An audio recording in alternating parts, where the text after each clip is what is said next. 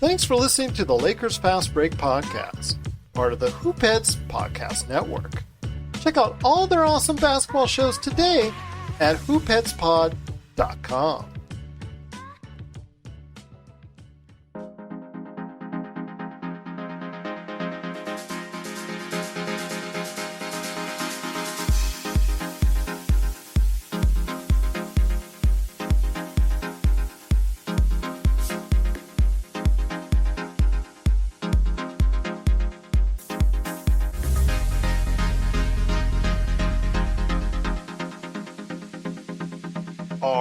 Back for another episode of the Lakers Fast Break podcast. It's Gerald Glassford coming right back at you here from Lakers Fast Break, Pop Culture Cosmos, Inside Sports Fantasy Football, and Game Source.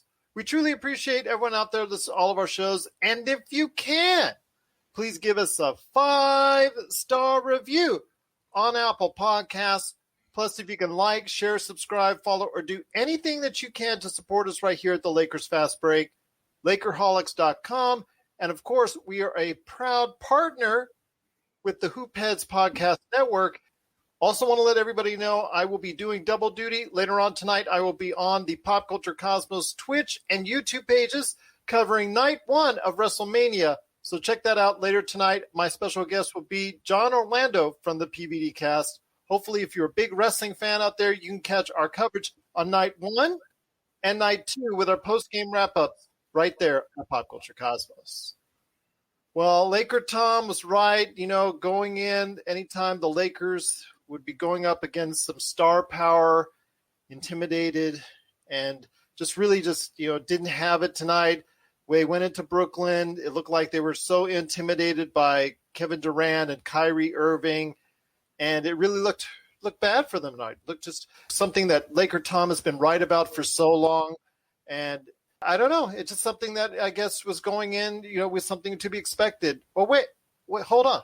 Oh my gosh. The Lakers won. That's right. They won 126-101 over the Brooklyn Nets. And it wasn't even close in the second half. A great performance all the way around by the Lakers. In fact, I am going to go out of my way to say this right now.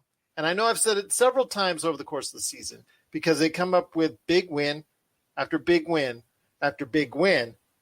This is the biggest win of the year for the Los Angeles Lakers. In prime time on ABC, without Kyle Kuzma still out with a calf strain, without LeBron, without AD, who we'll cover later on in the show because we got some good news coming up for you if you didn't hear, according to sources. But without those players and without Marc Gasol, he was also out of the lineup as well. And in the third and fourth quarter, for the most part, we were out Dennis Schroeder, who has played very well. They came up with the best performance. And Felix, we are the champions when you play like that. It's something I've talked about consistently on the defensive end. When the Lakers and Brooklyn, if they were to match up in the finals, to me, it's all about the defense. I know a lot of people are talking about the star power. Harden, KD, Irving, they're great together. Firepower is awesome. And on certain days, they're going to beat anyone on the planet Earth. But for the most part, in the 7-game series, I think it'll come down to defense. And that's what you saw today as the Lakers once again trounced the Brooklyn Nets with KD and Irving, well, for 3 quarters anyways, 126-101. And here today to talk about the game is a great person indeed who has to be corrected, but he is, you know what? He might be eating some crow today, but he is loving eating this crow because he is the man indeed behind Lakerholics.com. Be part of the conversation today at Lakerholics.com. Big shout out again to Felix. He says, before I get you on, LakerTom, his comment was starting to look like that we made their starting run against the Bucks and the Clippers. He talked about those monumental wins that solidified the Lakers at the top of the NBA last season. You know what, LakerTom? This could be the start of something really special for the team this time around. I agree 100% with you, Gerald. For me, the test of being a fan has always been, would you rather the Lakers win or would you rather be right with your predictions, your criticisms, your takes on the games? I've always opted for I'd rather have the Lakers win. And tonight they really came out and did exactly what they needed to do. They got off to a great start. They hit their shots early. They were aggressive early. They got out to a big lead. And then what I thought was even more impressive, they lost that lead. They got tied to 52-52, and then they got behind 56-52, and they rallied and went into the half with a 3-point lead. Then they come into the second half. And I was going to say, let me say this. At that point, I was really high on the Lakers. They were up by as much as 9, but as soon as you saw that run by Brooklyn, just like that, they, just evaporated the lead. You thought, as a Lakers fan, here we go. Where it's doom and gloom from there on. I didn't really at that point. I'm going to tell you, I did. I'm going to tell you, I did, because it went to that LakerTom mentality as far as the intimidation that a KD and LeBron, because KD and Irving, when you saw in that small run, they were isolating the Lakers on one side, and they had a nice setup right there. They went away from it, and I thought that was their undoing. Well, the big thing was then you had this whole incident with, referees need to understand who we're paying to watch the game play. Ridiculous. Absolutely that ridiculous. was one of the most ridiculous things I ever saw. There was just two guys chirping back and forth against each other, and they kick them both out of the game. Yeah.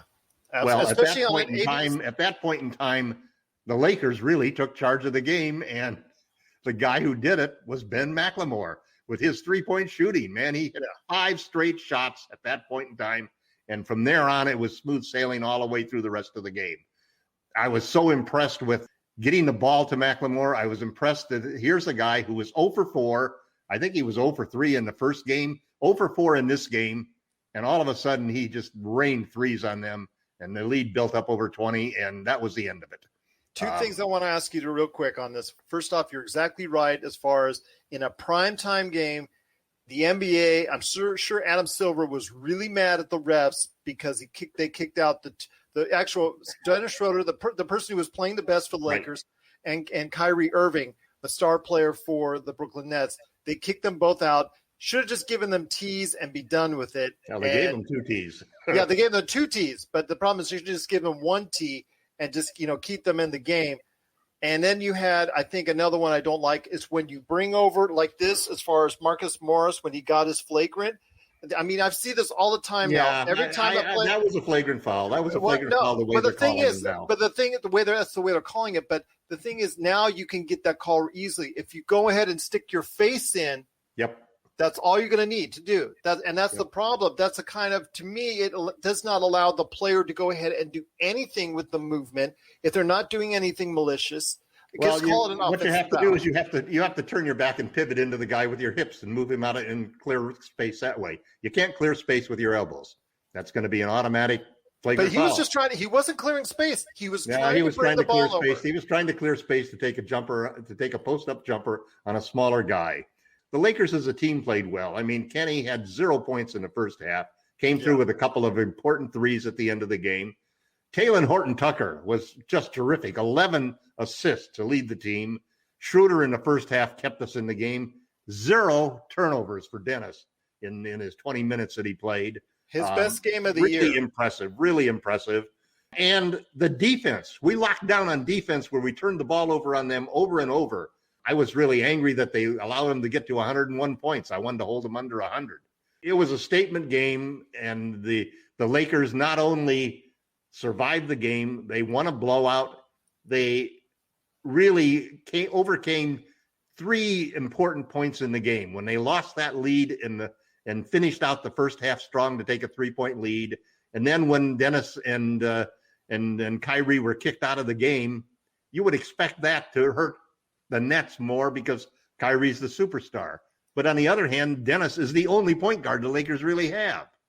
Horton-Tucker came out after that and really made some sensational plays. It was a great all-around game. I couldn't be more proud of the Lakers. And this is the kind of game where you just really enjoyed watching the game. I mean, I was just screaming and yelling, and the neighbors were complaining. My wife was complaining. Everybody was complaining. But, this is one of those games where you just can't be quiet. It was just sensational. It was terrific to see them win.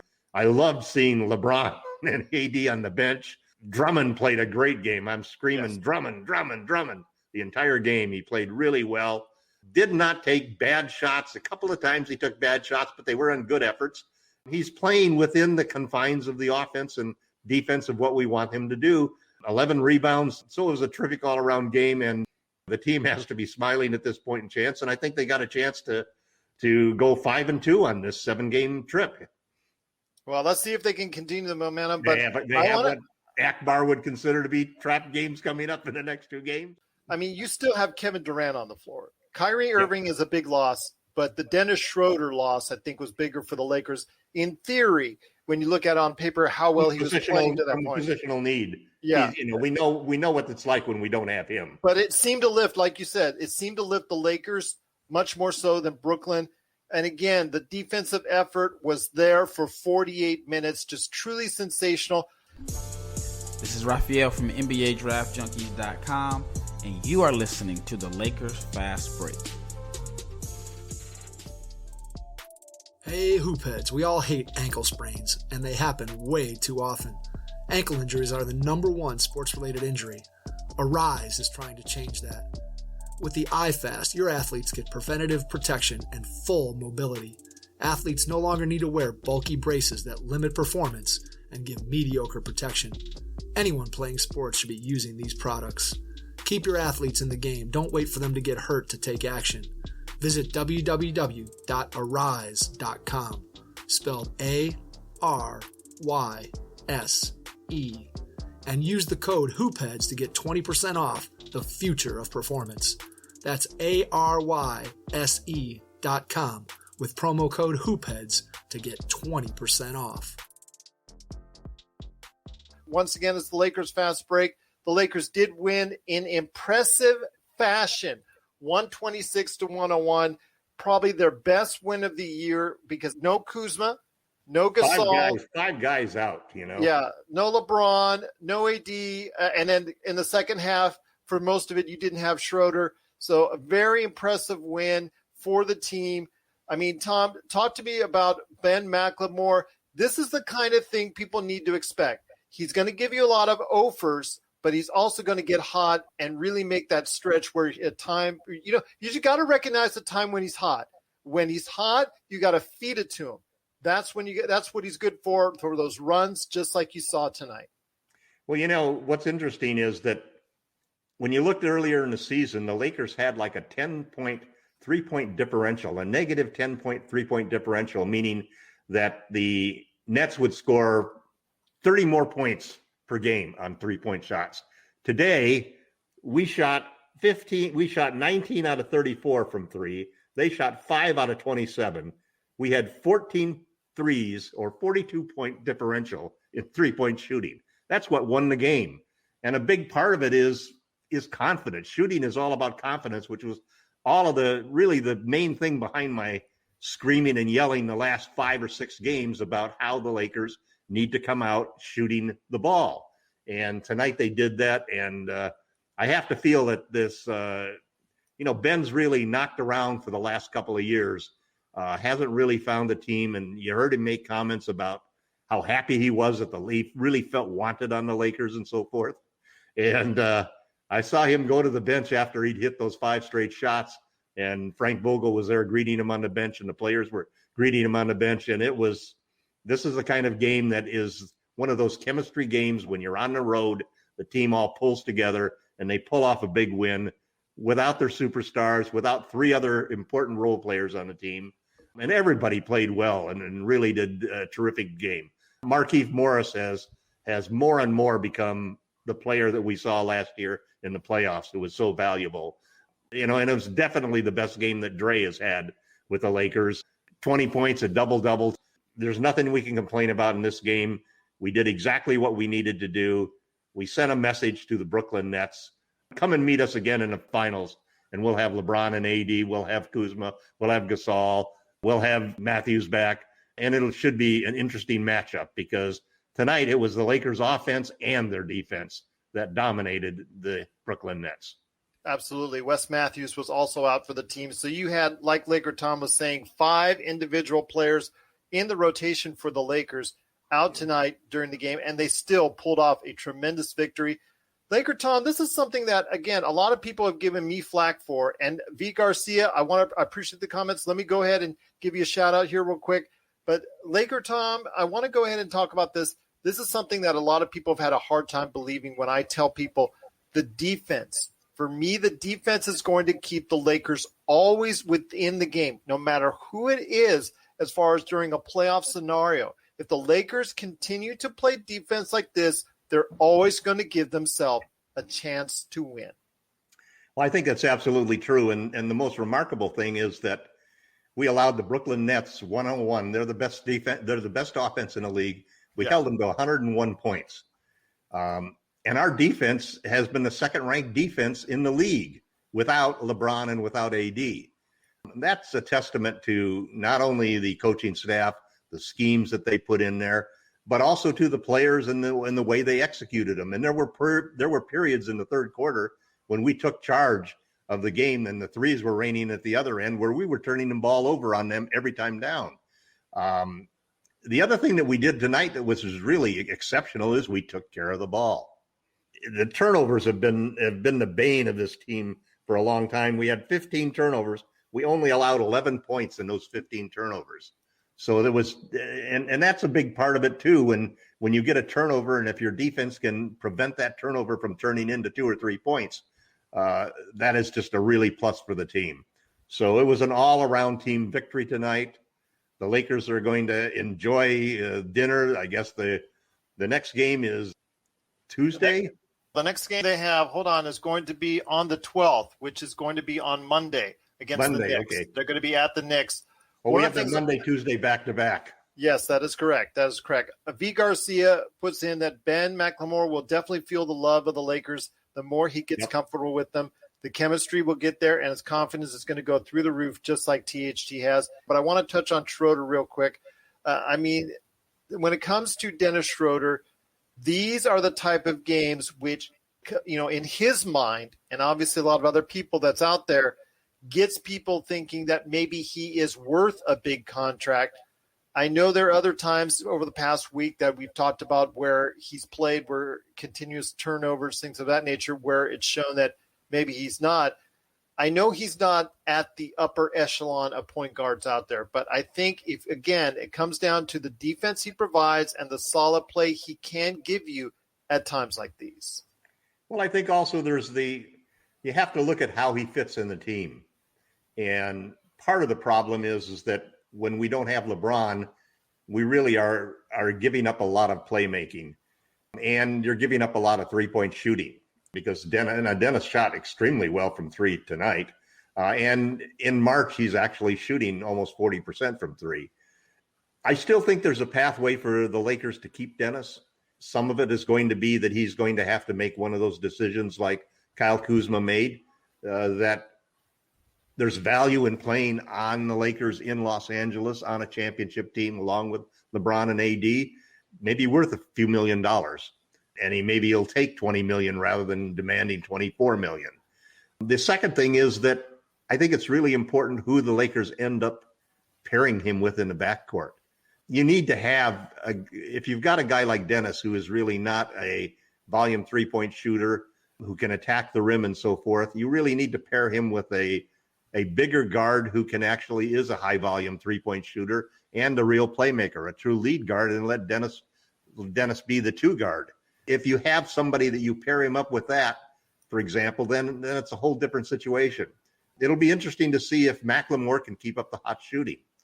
If he can, and he becomes then part of the plan going forward, that really, he's the type of shooter, for example, that could play very well with Dennis. He's not a playmaker. I would still prefer that we still need a true point guard. And in many ways, Dennis's best role was the role that OKC put him in, which is coming off the bench as the second lead guard.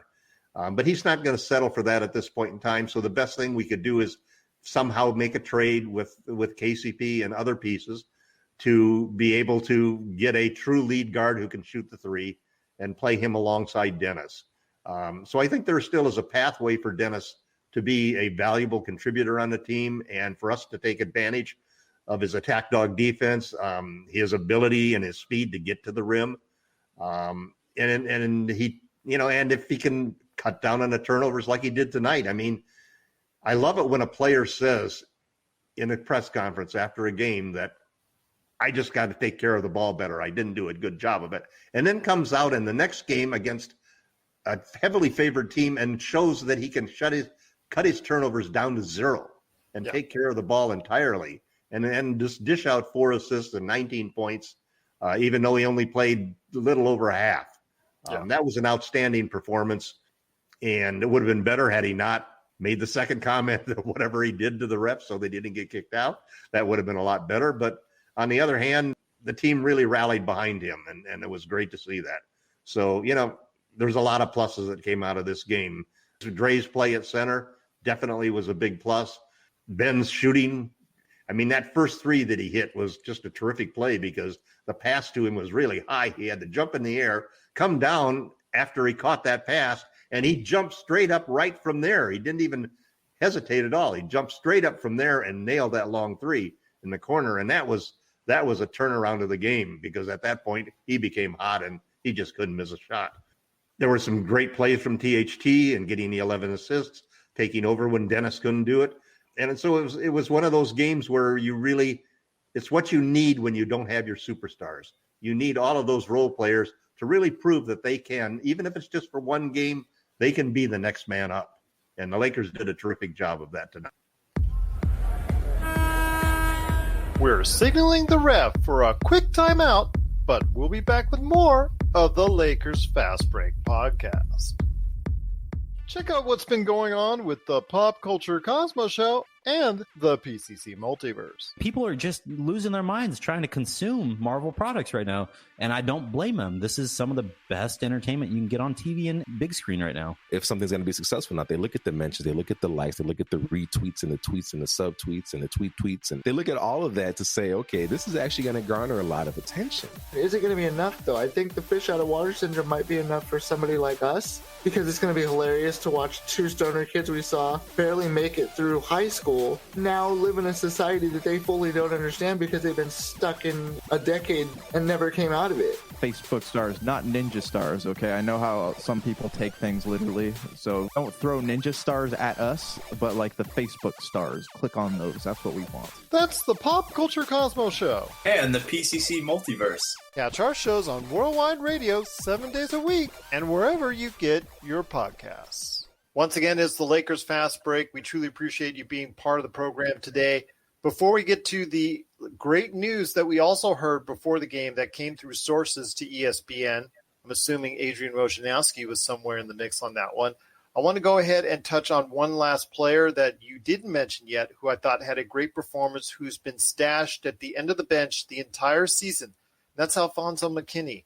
Mckinney came up with a great performance for him. Well, actually, his best of the year so far. 10 points, 9 rebounds, 4 assists, 27 quality minutes, played extensive defense, just truly a player that, again, he's probably not going to get much in the rotation, but if you have to go to him as a 13th, 14th man, as far as it's concerned, or 12th man, what have you, I think he can play and give you 10, 15 minutes of solid defense and great effort. And I think that's what he's here for now. He has that championship experience at playing at a high level in the finals. So you never know. It's a nice guy to have somewhere at the end of the bench for the Lakers. No, he played very well. He's always played well within his game. It was good to see him hit some threes too. I was a little upset with him when he missed a couple of key free throws at one stretch in the game, which it's just so frustrating when you fight a game like this, and that's one of the things that really frustrates me is when we can't make our free throws. That's just we only shot 65% from the free throw line. We missed 7 free throws out of 20. We got outscored in the free throw line by 13 points, and a lot of that is that Durant and Kyrie are very hard to keep off of the line. Yeah, and they get the superstar calls that Dennis doesn't get, that Trez doesn't get. But I agree with you 100%, Gerald, that McKinney was a good contributor. Everybody on the team who played really played well. We had 7 guys in double digits. That's really the ideal situation. You want everybody on the team to come in and at least be competent, play good defense, play in your position, take your shots when you've got them, and hustle for the rebounds and so forth. It was a great game, and you just hope that this can be something that will add to the team chemistry, will add to the team's confidence as they move up. We need to win the next 2 games. As we stand right now, we're 2 games behind the Clippers, 2 losses behind the Clippers and the Nuggets in a fight for the 3rd seed. And if the Lakers can win that 3rd seed, that is a huge benefit because we're going to have fans in the stands starting on the 15th. There's a good chance it could be 35% of the arena of Staples Center. And that's going to be exciting. And then the next big news, obviously, is when is AD going to come back? And LeBron as well. And that's something I want to close out the show on right now. And that's the word, according to ESPN and sources inside the Lakers, that I guess it's not official, but sources say that Anthony Davis will be returning to the lineup in 2 weeks. In 2 weeks, and LeBron 1 week later. So we could have within 2 and 3 for LeBron. That'll give a team enough time. What did you talk about? What that's going to be about? You were talking about 8-9 games left when they would have both players. 9 games in May.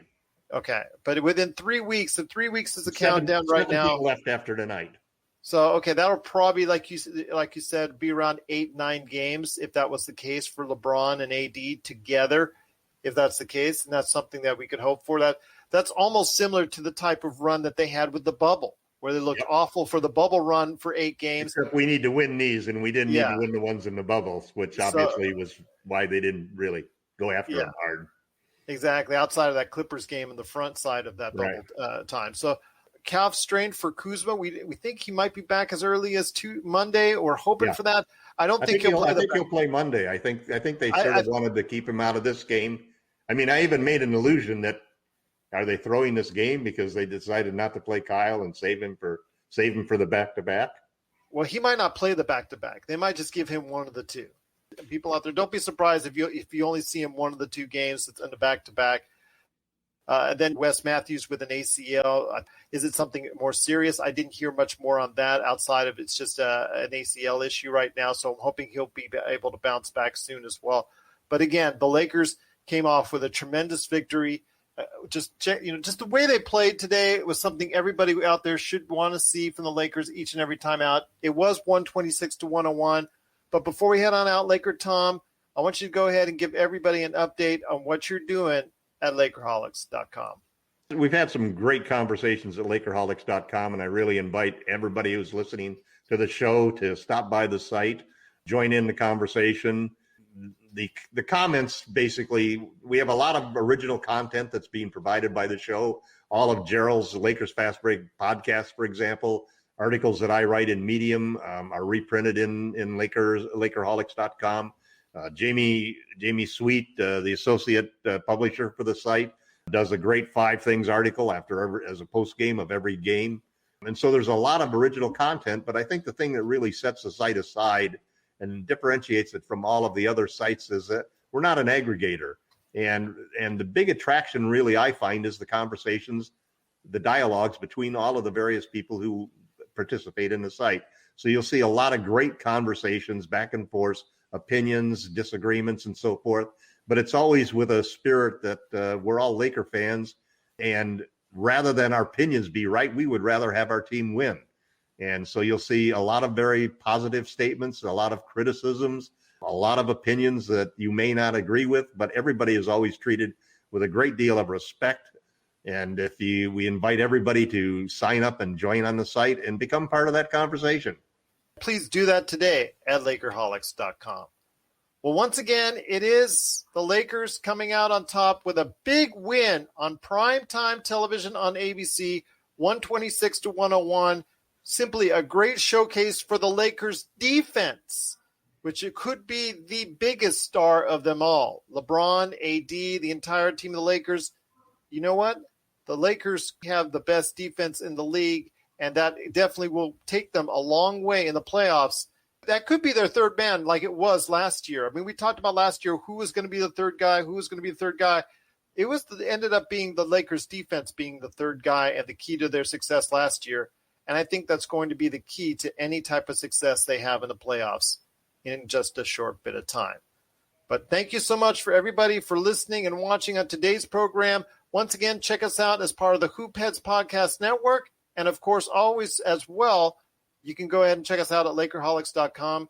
The Hoopheads Podcast Network has a ton of great shows. You got to catch it today at hoopheadspod.com. Don't forget, I'm doing wrap-ups of WrestleMania, the weekend, and so much more. The latest episode of Falcon and Winter Soldier. Check it out on the upcoming Monday's episode of Pop Culture Cosmos. And I think V. Garcia said it best when it concerns tonight's game and the victory, 126-101. It was definitely a statement game. But you know what? She had the perfect comment for it. There is a thunderstorm coming. I think you're right. There is a thunderstorm coming. And in 2 to 3 weeks, that thunderstorm will get a lot louder for the NBA. Well, I'll tell you what, Laker Tom, it's been great having you a part of today's program. Where are all our friends? Where's L. Rob? Where's Jamie Sweet? Where's Sean Grice? I don't know where these guys are at. I've got other great podcasts. If you get a chance, check us out wherever you get your podcasts. I just dropped a fantastic interview with my good friend Rafael Barlow from NBA Draft Junkies. Also as well, check out his stuff that he does at Locked On NBA Draft Podcast. I've got one scheduled for Monday as well with Stone Hansen. That's going to drop Monday morning. Also talking about some of the great draft things that are coming up for the Lakers and some of the moves that he would think would be best for the team coming up in the summer as well. So check out his podcast, Upside Swings, and of course, check out our conversation on Monday on the Lakers Fast Break channel, wherever you get your podcasts. Once again, the Lakers come out with a great victory. I'm going to say it again. I've said it already 4 or 5 times this season, but you know what? When you win and you're 5 men down, this is number 1 on the list. On prime time, they do beat handily Kevin Durant, Kyrie Irving, and the rest of the Brooklyn Nets 126-101 with the best defensive performance of the year, best overall performance of the year for the team.